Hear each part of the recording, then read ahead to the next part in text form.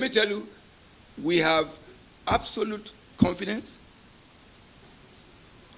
on the person and character and ability of Governor Fubara, which he demonstrated so ably well, even under difficult circumstances, while before the interregnum. And that snap off democracy from the hand of Rivers people. And we have no reason. He has carried himself with so much dignity in the face of harassment. He has shown capacity as a human being. He has shown leadership under harassment and threat and intimidation. And so we are very proud that you check all the character that are the character of the governors of PDP states. There's a line running across them: integrity, capacity, vision, and then dealing with the people as the first point of responsibility. Not aggrandizement, not noise making, not shouting. Because I have said it here and I will say it again, that the fact that someone speaks louder is not a substitute of being well informed. Thank you, sir.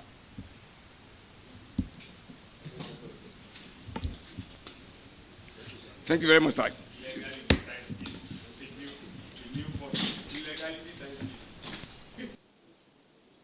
So this is an update about what we're doing, and then we can have an interactive engagement, and then we can hear you speak to us too, so we can hear more about what we're doing as a party and the state of our nation. You will recall that on the 2nd of September, we inaugurated the National Convention Organizing Committee, and the next day they went into action with the first inaugural meeting.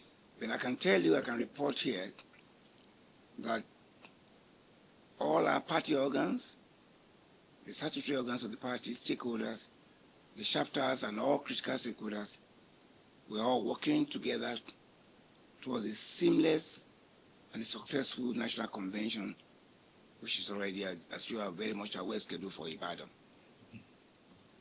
on the 15th and 16th of November 2025. At the inaugural meeting of the National Convention Organizing Committee, it was decided, and there was that there were several committees, subcommittees as it were, to help in the planning, and we have about 11 subcommittees, ranging from transportation to venue, to electoral, to logistics, to security, and so many other, to media and publicity, and all of those that will enable us to have a very successful national convention. That is being populated right now, and we expect that in the next couple of days, that will be published. And of course, we will need your partnership as always to help to take that to the Nigerian people about what we're doing in that regard. You will recall that in accordance with the NEC decision, wherein zoning of national offices has been approved by the party, and the further directive of that, of the NEC, was that the north and the southern zone should go ahead and microzone. That again is ongoing. The zonal meetings have been held, and of course they will come back to the party and they will take a decision on that. And then that process too is ongoing. In line with our timetable,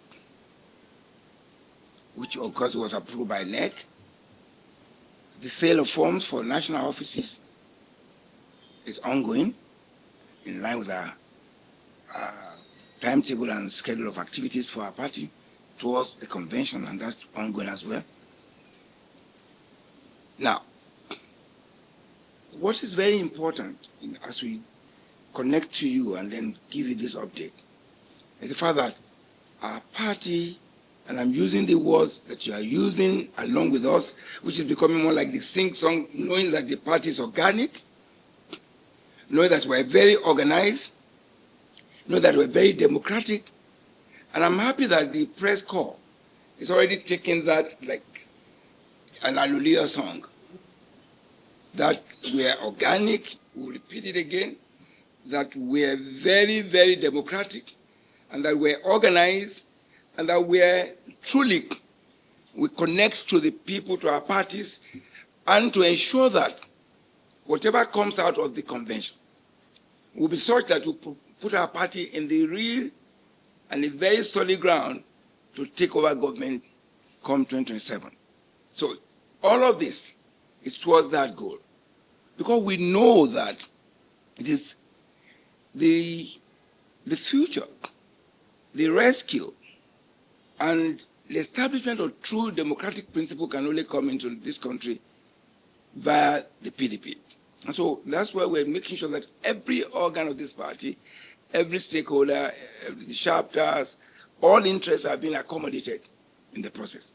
And that's why we have that large number of subcommittees. So we have more people to bring in their views and bring in their own suggestions, that at the end we'll have a solid party ready to take on the APC and then re-establish democracy and re-establish good governance in this country. So the outcome of the convention at Ibadan is going to be a very solid party that is poised, having regards to its character in the past. For 16 years, Nigerians remember with nostalgia the performance of this party, where the country was going surely progressively towards a positive direction. We're going north. But unfortunately, under the APC, the country is going south. You recall some of those high points where under the PDP leadership in this country paid off its debt. Today we're back in debt. We don't even know. Nobody seems to know. And then we have the APC as a government takes lies and propaganda as an act of governance, where you say to us, where the president said about a week ago, gloating before the cameras, that the country has achieved its target, revenue target, as of August. And then you begin to ask yourself, is it voodoo economy? What is the president saying? There's no reality, there's no connection between what he's saying and what we feel in the marketplace. If you've met your target, then it means you're having a surplus. And if there's a surplus, then you should feel it on the people. We can't find that. And so our party, after the convention, will be strong enough, knowing fully well that the PDP knows the art of governance and the fact of the responsibility of government and the people, recognizing that under Section 14, Section 4 of the Nigerian Constitution, it is the purpose of government, under Section 2, majorly under the directive principle of state policy, is that the principal purpose of government is the welfare and the security of the people. Both the APC have failed on that. So we're poised to return to government, and that's why we're getting our acts together in a very, like a movement, so that everybody, every member of the party have the same common goal and common purpose, and we're doing that, and we're happy about that.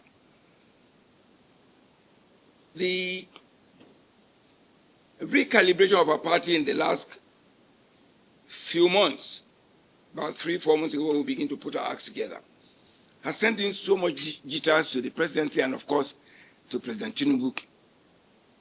And that's why you see the rush and the anxiety to begin to have what we describe as abandonment of governance to early campaigns.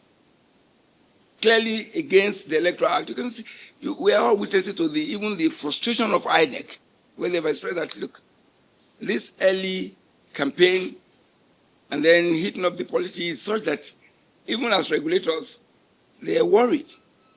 But when you have a government that is bent on that, and the reason for these behaviors is because the APC, President Tinubu, the jittery about the way that the calibration of this party and the fact that the PDP that is well known to Nigerians back on the saddle, doing what it knows how to do best.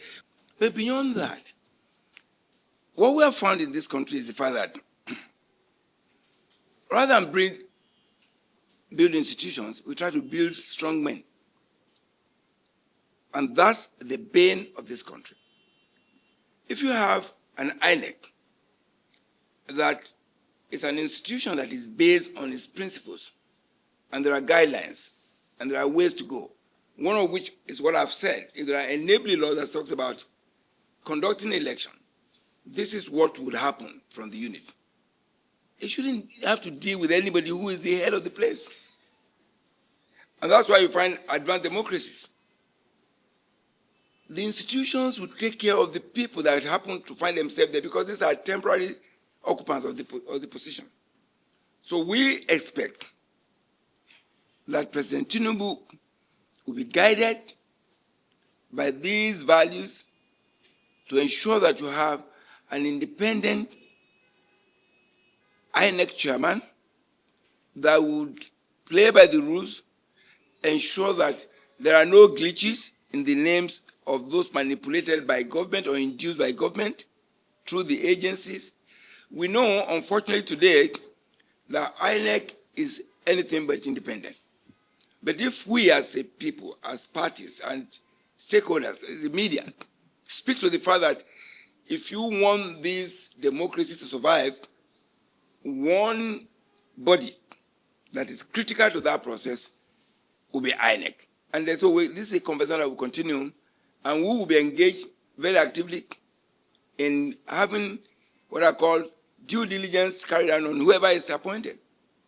And we would expect, and this is where it's very important, unfortunately we have challenges with the Senate today because the APC-led Senate has become almost a department of the presidency, where wherever it comes in, the Senate president said, whatever he brings, we will pass. I wonder if he brings in death warrant, they will pass it as well for anything. However, they are representing Nigerians and we're going to call them to account.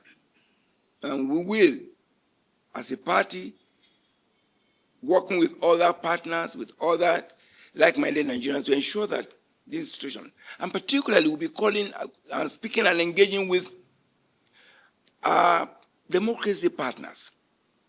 We're not just alone. The EU, the UNDP, other international organizations that are partnering with Nigerians in capacity building, in funding, in financial support.